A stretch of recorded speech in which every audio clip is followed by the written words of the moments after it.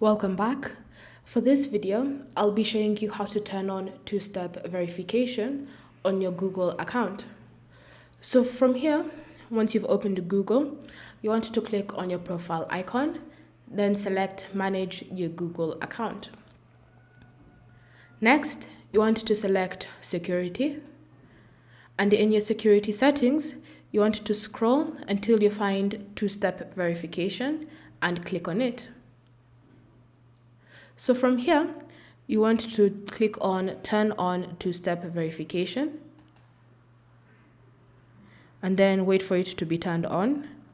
Then you'll now be protected with two-step verification.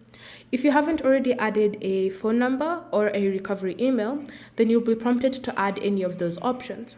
So once you've added them, and then you see this window appearing, you want to click on Done to confirm that you've turned on two-step verification.